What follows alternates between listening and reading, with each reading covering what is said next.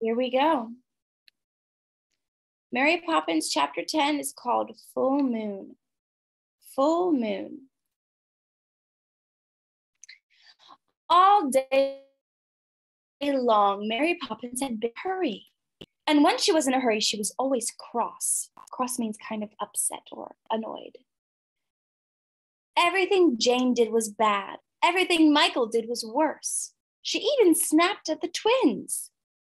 Jane and Michael kept out of her way as much as possible, but they knew that there were times when it was better not to be seen or heard by Mary Poppins. "I wish we were invisible," said Michael, and Mary Poppins had told him that the very sight of him was more than any self-respecting person could be expected to stand.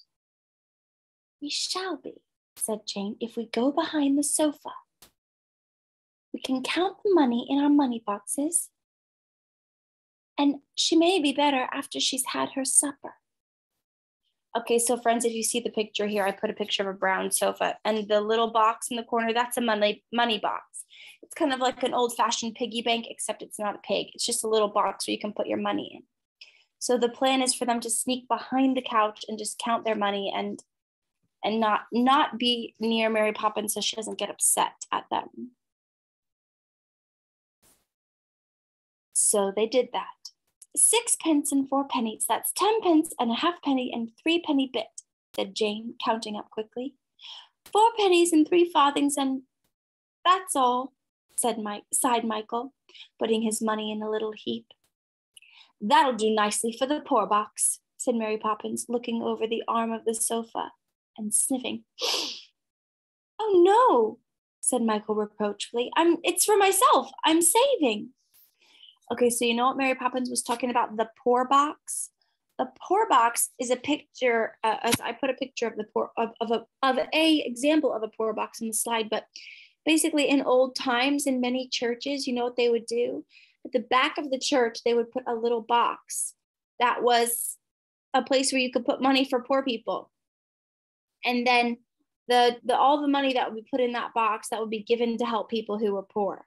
So if you just had a little bit of money and you wanted to do something good with it, you could put it in the poor box.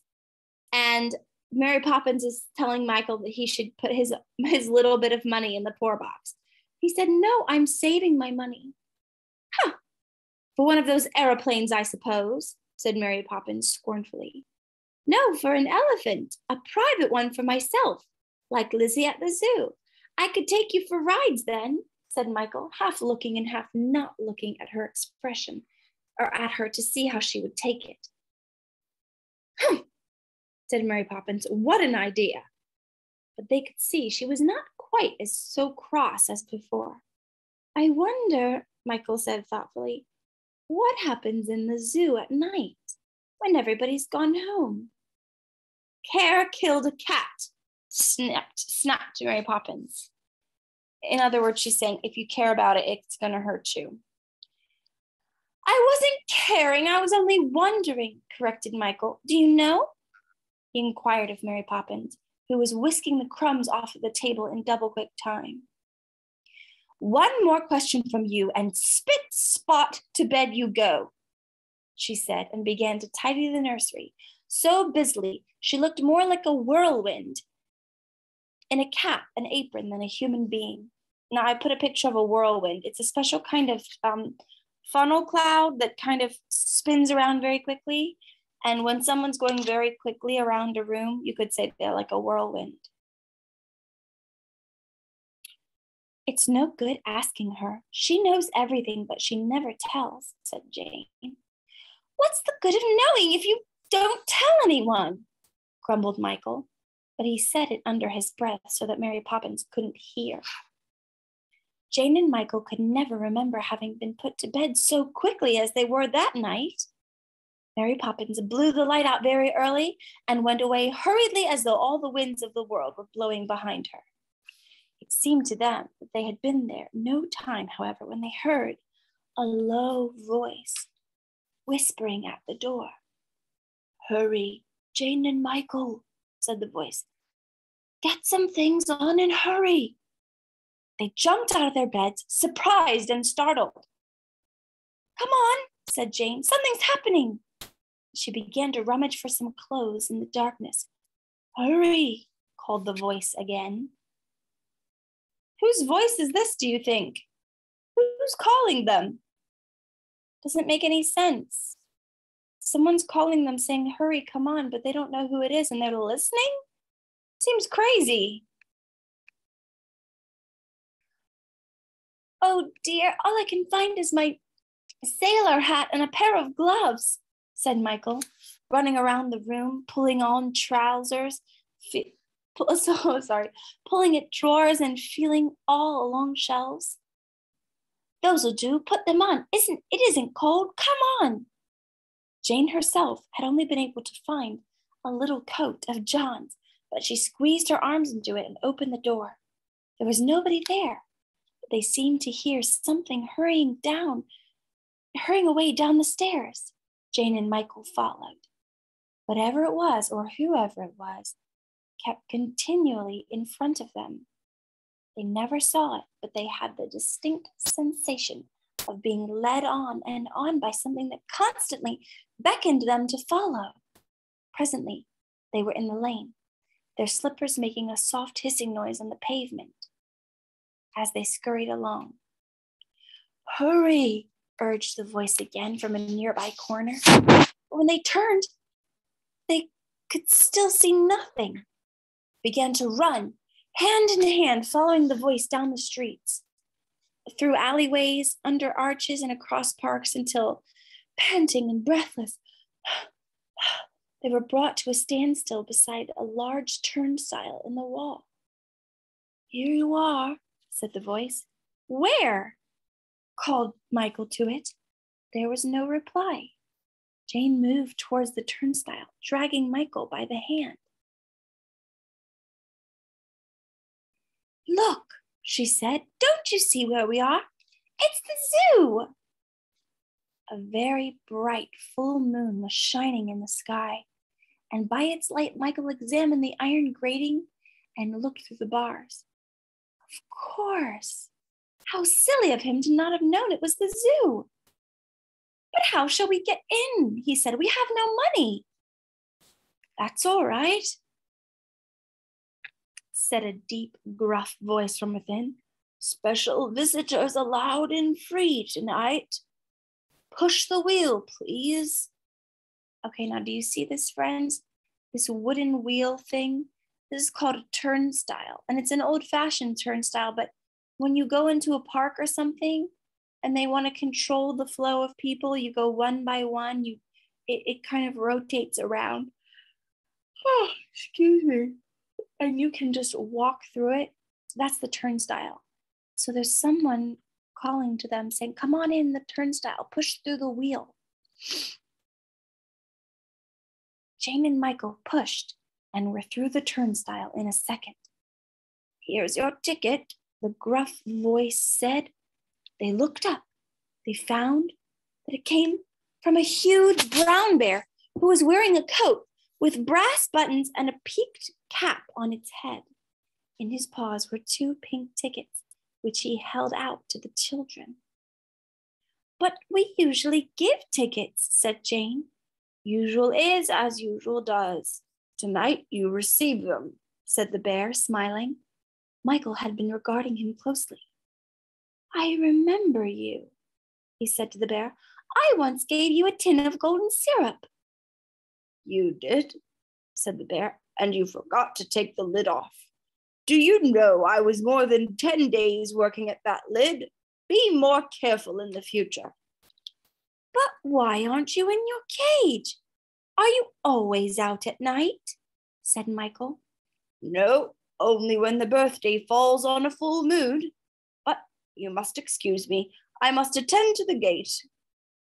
And the bear turned away and began to spin the handle of the turnstile again. Jane and Michael, holding their tickets, walked on into the zoo grounds.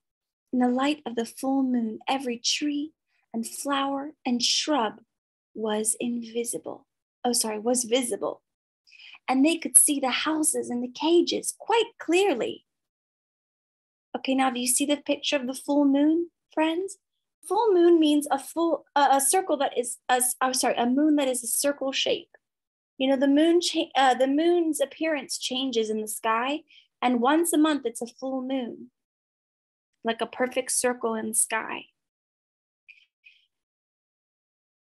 There seems to be a lot going on, observed Michael.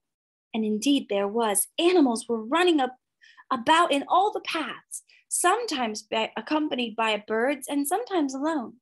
2 wolves ran past the children, talking eagerly to a very tall stork who was tiptoeing between them with dainty, delicate movements. Jane and Michael distinctly caught the words birthday and full moon as they went by. In the distance, 3 camels were strolling along side by side, and not far away, a beaver and an American vulture were deep in conversation. And they all seemed to the children to be discussing the same subject. Whose birthday is it, I wonder? Said Michael, but Jane was moving ahead, gazing at a curious sight. Just by the elephant stand, a very large, fat, old man was walking up and down on all 4s. Huh? Which means he was walking on, or he was crawling on his hands and knees. And on 2 parallel seats were 8 monkeys going for a ride. There were 8 monkeys riding this man's back. Why, it's all upside down, exclaimed Jane. The old gentleman gave her an angry look as he went past. Upside down, he snorted. Me? Upside down? Certainly not. Gross insult.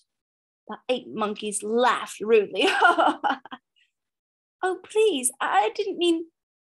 But the whole thing, explained Jane, hurrying after him to apologize. On ordinary days, the animals carry human beings, and now there's a human being carrying the animals. That's what I meant. But the old gentleman, shuffling and panting, insisted that he had been insulted, and he hurried away with the monkey screaming on his back. Jane saw it was no good following him, so she took Michael's hand and moved onwards. They were startled when a voice, almost at their feet, hailed them. Come on, you 2, in you come. Let's see. Oh, wait, let me change my voice. Come on, you 2, in you come. Let's see you dive for a bit of orange peel you don't want. It was a bitter, angry voice. Looking down, they saw it came from a small black seal who was leering at them from a moonlit pool of water. Come on now, let's see how you like it, he said. But we can't swim, said Michael. Can't help that, said the seal. You should have thought of that before. Nobody ever bothers to find out whether I can swim or not. Hey, what's that? He spoke the last question to another seal who had emerged from the water and was whispering in his ear. Who? Said the first seal. Speak up! The second seal whispered again. Jane caught the words. Special visitors, friends of, and then no more. The first seal seemed disappointed, but said politely enough to Jane and Michael. Oh, beg pardon, pleased to meet you. Beg pardon. And he held out his flipper and shook hands limply with them both. Beg pardon kind of means like saying sorry. So he's saying sorry for speaking rudely to them. Look where you're going, can't you? He shouted as something bumped into Jane. She turned quickly and gave a little frightened start as she beheld an enormous lion. The eyes of the lion brightened as he saw her. Oh, I say, he began, if I didn't know it was you. This place is so crowded tonight, and I'm in such a hurry to see the humans fed. I'm afraid I didn't look where I was going. Coming along? You oughtn't miss it, you know. Perhaps, Jane said politely. You'd show us the way? She was a little uncertain of the lion, but he seemed kindly enough. After all, she thought, everything is topsy-turvy tonight. Delighted, said the lion in a rather mincing voice, and he offered her his arm. She took it, but to be on the safe side, she also kept Michael beside her. He was such a round, fat little boy, and after all, she thought, lions are lions. Does my mane look nice? Asked the lion as they moved off. I had it curled for the occasion. Jane looked at it. She could see that it had been carefully oiled and combed into ringlets. Very, she said, but isn't it rather odd for a lion to care about such things? I thought, what, my dear young lady, the lion, as you know, is the king of beasts. He has to remember his position, and I personally am not likely to forget it. I believe a lion should always look his best, no matter where he is, this way. And with a graceful wave of his forepaw, he pointed towards the big cat house and ushered them in at the entrance. Jane and Michael caught their breath at the sight that met their eyes. The great hall was thronged with animals. They were leaning over the long bar that separated them from the cages. Some were standing on the seats that rose in tiers opposite. There were panthers and leopards and wolves, tigers, antelopes, monkeys and hedgehogs, wombats, mountain goats and giraffes, and an enormous group composed entirely of kittiwaks and vultures. Splendid, isn't it? The lion said profoundly. Just like the dear old jungle days. But come along, we must get good places. And he pushed his way through the crowd, crying, gangway, gangway, and dragging Jane and Michael after him. Presently, through a little clearing in the middle of the hall, they were able to get a glimpse of the cages. Why, said Michael, opening his mouth, they're full of human beings. And they were. In one cage, two large middle-aged men in top hats and striped trousers were scrambling about. In another cage, were prowling up and down, anxiously gazing through the bars as though they were waiting for something. Children of all shapes and sizes, from babies in long clothes upward, were scrambling about in another cage. The animals outside regarded these with great interest, and some of them tried to make the babies laugh by thrusting their paws or their tails in through the bars. A giraffe stretched his long neck out over the heads of the other animals and let a little boy in a sailor suit tickle its nose. In a third cage, 3 elderly ladies in raincoats and galoshes were imprisoned. One of them was knitting. The other 2 were standing near the bars, shouting at the animals and poking them with their umbrellas. Nasty brutes! Go away! I want my tea!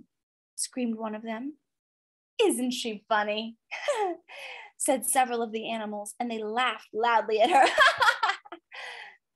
Jane, look, said Michael, pointing to the cage at the end of the row. Isn't that Admiral Boom? Said Jane, looking very surprised. And Admiral Boom it was. He was ramping up and down in his cage, coughing and blowing his nose, sputtering with rage. Look, that's their neighbor, Admiral Boom. He's an old man. Look, he's in a cage at the zoo, just like all the other people. Look. Okay, friends, did you hear what this book is saying? That inside the zoo tonight, there are people in cages, and the animals are the ones that are not in cages. The animals are ones that are staring at the people in cages. So instead of it being the other way around like it normally is, you know, at the zoo, we always put the animals in the cages, but now it's the people in the cages and the animals are outside. And if you look at these pictures that I have here, it's actually quite interesting. There is a zoo in China, in Chongqing City. Chongqing, I think it's called, where it's not a normal zoo, it's a special zoo. And at the special zoo in Chongqing, they put the people in cages and they let the animals be free. Can you believe that? And so all the people get to stay in the cage, and you drive the people in the cage around and let the animals come have a look at the people.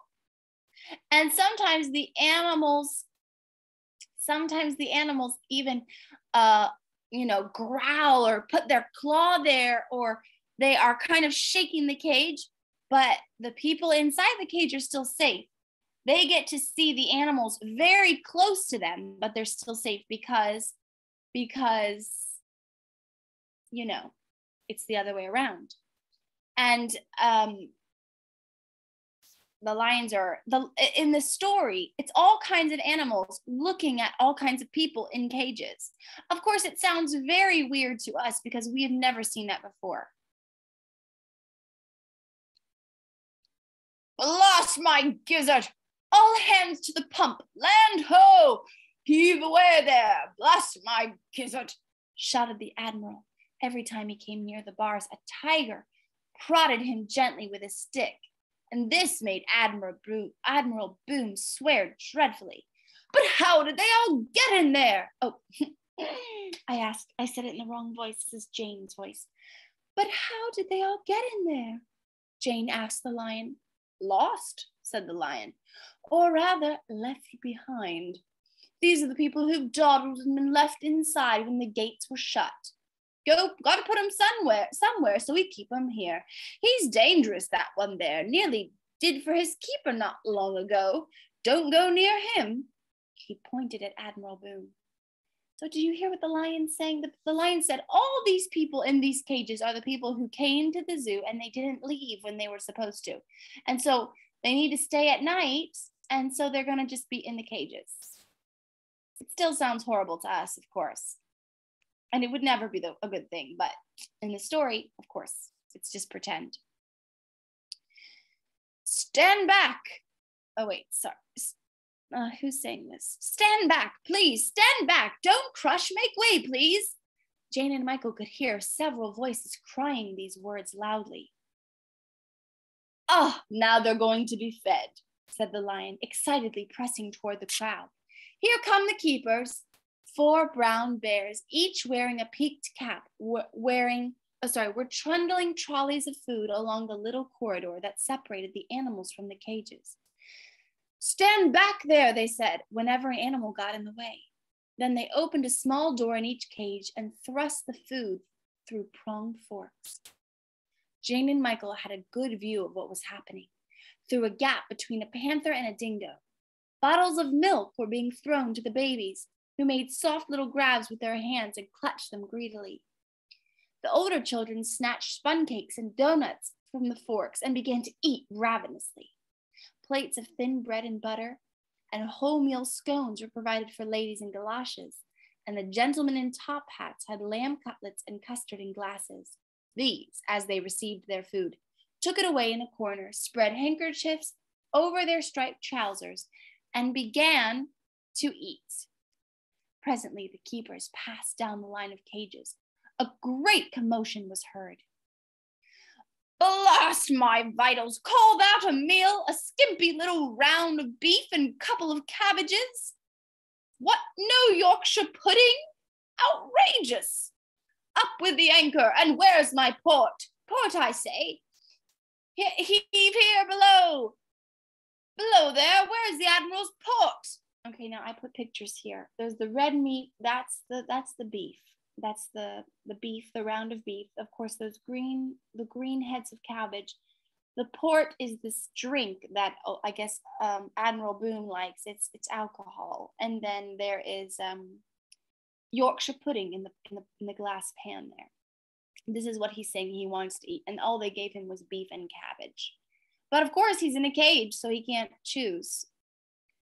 Listen to him. He's turned nasty. I tell you, he's not safe, that one. This is the lion. The lion is saying that a human is not safe. Can you believe that? A lion. Usually humans would say that about the lion, wouldn't they? Jane and Michael did not need to be told whom he meant. They knew Admiral Boom's language too well. Well, said the lion as the noise in the hall grew uproarious, that appears to be the end. And I'm afraid, if you'll excuse me, I must be getting along. See you later at the Grand Chain, I hope. I'll look out for you. And leading them to the door, he took leave of them, sliding away, swinging his curled mane. his golden body dappled with moonlight and shadow. "Oh, please," Jane called after him, but he was out of hearing. "I wanted to ask him if they'd ever get out. Those poor humans. Why, it might have been John or Barbara and any of us." She turned to Michael, but found that he was no longer by her side. He had moved away along one of the paths, and running after him, she found him talking to a penguin who was standing in the middle of the path with a large copybook under one wing and an enormous pencil under the other. He was biting the end of it thoughtfully as she approached. "I can't think," she heard Michael saying, apparently in answer to a question. The penguin turned to Jane. "Perhaps you can tell me," he said. "Now, what rhymes with Mary? I can't use contrary because that has been done before and one must be original. If you're going to say fairy, don't. I've thought of that already and it's not a bit like her. It won't do." "Harry?" Michael said brightly. Not poetic enough," observed the penguin. "What about wary?" said Jane. "Well," the penguin said. The penguin appeared to be considering it. "It's not very good, is it?" he said forlornly. "I'm afraid I'll have to give it up. You see, I was trying to write a poem for the birthday. I thought it would be so nice if I began, 'Oh Mary, oh Mary,' and then I couldn't get any further. It's very annoying.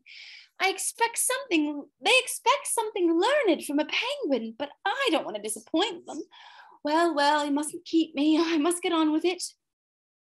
And with that, he hurried away, biting his pencil and bending over his copybook. "This is all very confusing," said Jane. "Whose birthday is it, I wonder?" "Now, come along, you two, come along. You want to pay your respects, I suppose, it being the birthday and all," said the voice behind him, and turning, they saw the brown bear, who had given them tickets at the gate. "Oh, of course," said Jane, thinking that it was the safest thing to say, but not knowing in the least who they were expected to pay their respects to. The brown bear put an arm around each of them and propelled them along the path. They could feel his soft, warm fur brushing against their bodies and hear the rumblings his voice made in his stomach as he talked. Here we are," said the brown bear, stopping before a small house whose windows were all so brightly lit that if it hadn't been a moonlit night, you would have thought the sun was shining. The bear opened the door and pushed the two children through it. The light dazzled them at first, but then their eyes soon became open and accustomed. They saw they were in the snake house. All the cages were open and the snakes were out. Some curled lazily into great scaly knots, others slipping gently about the floor, and in the middle of the snakes, on a log that had evidently been brought out of one of the cages, sat Mary Poppins. Jane and Michael could hardly believe their eyes. "Couple of guests, ma'am," announced the brown bear respectfully. The snakes turned their heads inquiringly towards the children. Mary Poppins did not move, but she spoke. "And where's your overcoat, may I ask?" she demanded, looking crossly but without surprise at Michael. "And your hat and gloves?" she snapped, turning to Jane. But before either of them had time to reply, there was a stir in the snake house.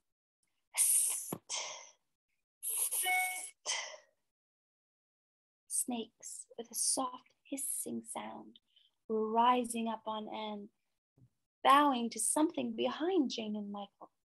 The brown bear took off his peaked cap, and slowly Mary Poppins too stood up. "My dear child, my very dear child," said a small, delicate, hissing voice, and out from the largest of the cage there came, with a slow, soft, winding movements, a hamadryad. He slid in graceful curves past the bowing snakes and the brown bear toward Mary Poppins. And when he reached her, he raised from front of his long golden body, and thrusting upwards his scaly hood, daintily kissed her. First on one cheek, then the other. So, he hissed, this is very pleasant indeed. It is long since your birthday fell on the full moon, my dear. He turned his head. Be seated, my friends, he said, bowing graciously to the other snakes, who at that word slid reverently to the floor again, coiled themselves up, and gazed steadily at the Hamadryad and Mary Poppins. The Hamadryad then turned to Jane and Michael. With a little shiver, they saw that his face was smaller and more wizened than anything they'd ever seen. They took a step forward, for his curious deep eyes seemed to draw them towards him. Long and narrow they were, with a dark, sleepy look in them, and in the middle of that dark sleepiness, a wakeful light glittered like a jewel. And who, may I ask, are these? He said in his soft, terrifying voice, looking at the children inquiringly. Miss Jane Banks and Master Michael Banks at your service, said the brown bear gruffly, as though he were half afraid. Her friends. Ah, her friends. Then they are welcome. My dears, pray be seated. Jane and Michael, feeling that they were somehow in the presence of a king, that they had not felt when they met that lion before, with difficulty drew their eyes from that compelling gaze and looked round for something to sit on. The brown bear provided this by squatting down himself and offering them a furry knee. Jane said in a whisper, talks as though he were a great lord. He is, the lord of our world, the wisest and most terrible of us all, said the brown bear softly and reverently. The Hamadryad smiled, a long, slow, secret smile, and turned to Mary Poppins. Cousin, he began, gently hissing. Is she really his cousin? Whispered Michael. First cousin once removed on the mother's side, returned the brown bear, whispering the information behind his paw. But listen now, he's going to give the birthday present. Cousin, repeated the Hamadryad. The Hamadryad is also known as the king cobra. It's a picture of that snake I have up there. It is long since your birthday fell on the full moon, and long since we have been able to celebrate this event as we celebrate it tonight. I have, therefore, had time to give the question of their birthday present some consideration. And I have decided, he paused. There was no sound in the snake house, but the sound of many creatures holding their breath. But I cannot do better than give you one of my own skins. Did you know that a snake can shed its skin? A snake can actually let its skin fall off and grow new skin. So he said that the king cobra said that his gift for Mary Poppins' birthday is going to be snake skin, his very own skin. Indeed, cousin, it is too kind of you, began Mary Poppins, but the Hamadryad held up his hood for silence. Not at all, not at all. You know that I change my skin from time to time, and one more or one less means little to me. Am I not? The Lord of the Jungle, hissed all the snakes in unison, as though the question and the answer were part of a well-known ceremony. The Hamadryad nodded. So, he said, what seems good to me will seem so to you. It is a small enough gift, dear Mary, but it may serve for a belt or a pair of shoes, or even a hat band. These things always come in useful, you know. And with that he began to sway gently from side to side. It seemed Jane and Michael, as they watched, that little waves were running up and down his body from head to tail. Suddenly he gave a long, twisting corkscrew leap, and his golden outer skin lay on the floor, and in its place he was wearing a new coat of shining silver. Wait, the Hamadryad, said the Hamadryad as Mary Poppins bent to pick up the skin. I will write a greeting on it. And he ran his tail very quickly along through his thrown skin, deftly bent the golden sheath into a circle, and diving his head through it as though it were a crown, he offered it graciously to Mary Poppins. She took it, bowing. I just can't thank you enough, she began, paused. She was very evidently pleased. She kept running the skin back and forwards through her fingers and looking at it admiringly. Don't try, said the Hamadryad. He went on and spread his hood as though he were listening with it. Did I not hear the signal for the grand chain? Everybody listened. The bell was ringing, and a deep voice could be heard coming nearer and nearer, crying out, grand chain, everybody to the center for the grand chain and final finale. Come along, stand ready for the grand chain. I thought so, the Hamadryad said, smiling.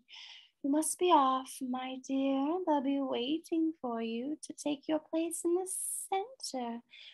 Farewell till your next birthday, as he raised himself as he had done before and slightly saluted Mary Poppins on both cheeks.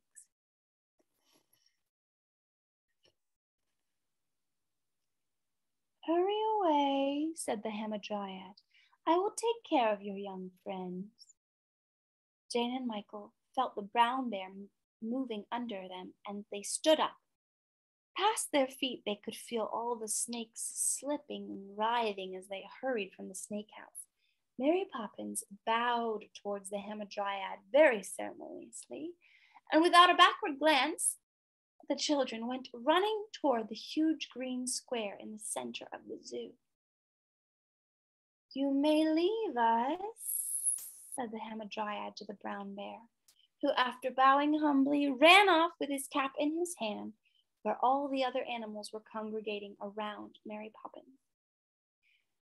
Will you go with me? Said the Hamadryad kindly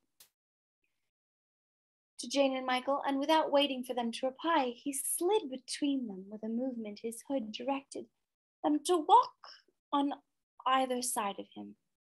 It has begun, he said, hissing with pleasure, and from the loud cries that were now coming from the green, children could guess that he meant the grand chain. And as they drew nearer, they could hear the animals singing and shouting.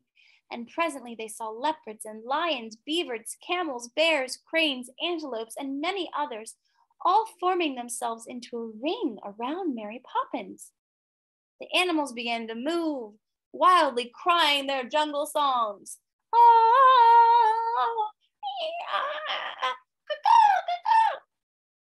Prancing in and out of the ring, exchanging hand and wing as they went as dancers in the grand chain of the Lancers. A little piping voice rose high above the rest. Oh, Mary, Mary, she's my dearie, she's my dearie-o. And they saw the penguin come dancing by, waving his short wings and singing lustily. He caught sight of them and bowed to the Hamadryad and called out, I got it! Did you hear me singing it? It's not perfect, of course. Dearie does not rhyme exactly with Mary, but it'll do. And he skipped off and offered his wing to a leopard. Jane and Michael watched the dance, and the Hamadryad's secret, and still between them as their friend, the lion, dancing past, bent down to take the wing of a Brazilian pheasant in his paw. Jane shyly tried to put her feelings into words. I thought, sir, she began and stopped, feeling confused, not knowing whether she ought to say it or not. Speak, my child, speak, you thought?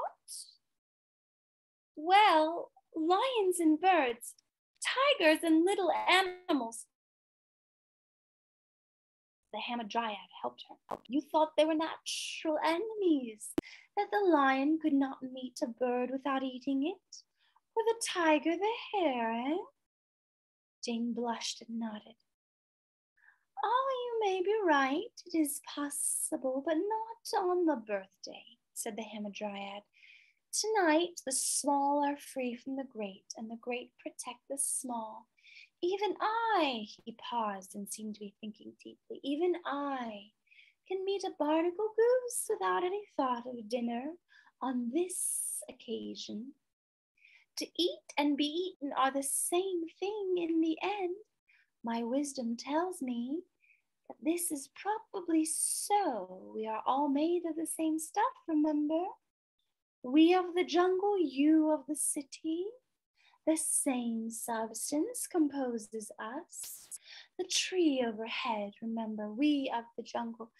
The stone beneath us, the bird, the beast, the star. We are one, all moving to the same end. Remember that.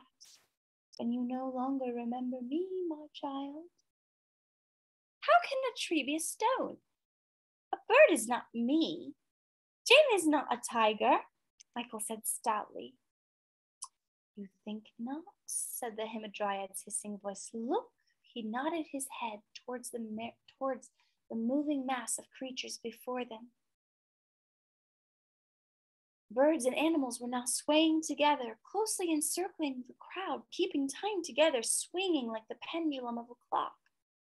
Even the trees were bending and lifting gently, and the moon seemed to be rocking in the sky as a ship rocks on the sea.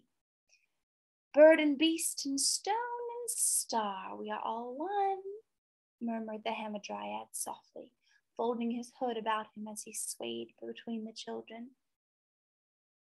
The hissing voice grew softer. The cries of the swaying animals dwindled, became fainter.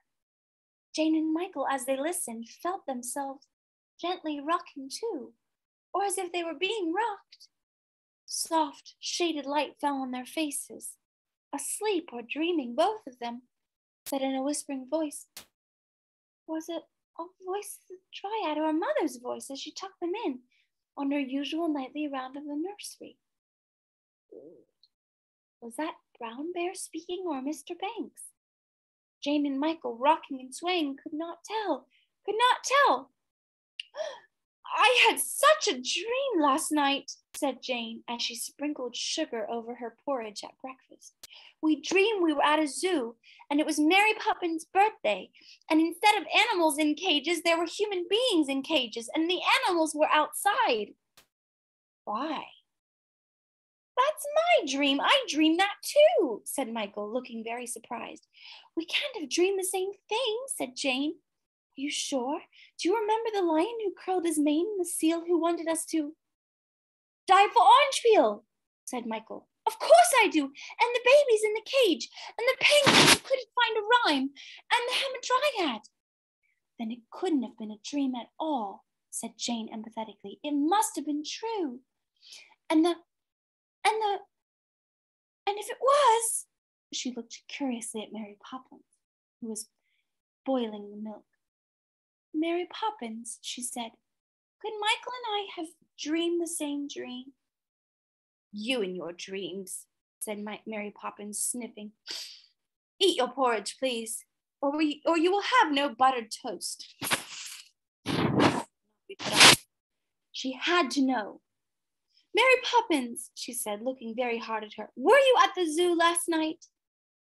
Mary Poppins' eyes popped. At the zoo, in the middle of the night, me, a quiet, orderly person who knows that early to bed, early to rise makes a man healthy, wealthy, and wise. But were you? Jane persisted. I have all I need of zoos in this nursery, thank you, said Mary Poppins uppishly. Hyenas, Orangutans, all of you. Sit up straight and no more nonsense. Jane poured out her milk. Then it must have been a dream, she said, after all. But Michael was staring open-mouthed at Mary Poppins, who was making toast at the fire. Jane, he said in a shrill whisper. Jane, look! He pointed, and Jane too saw what he was looking at. Round her waist, Mary Poppins was wearing a belt made of golden, snaily snakeskin, and on it was written a curving, snaky writing, present from the zoo. So Mary Poppins was there at the zoo, because that snakeskin belt is the proof. Remember, the Hamadryad gave her a snakeskin as a gift, and he said that she could make it into a belt, and that's what she did. So they figured it out. Well, friends, that's the end of chapter 10. Can you believe it? All right, we're finished for this evening.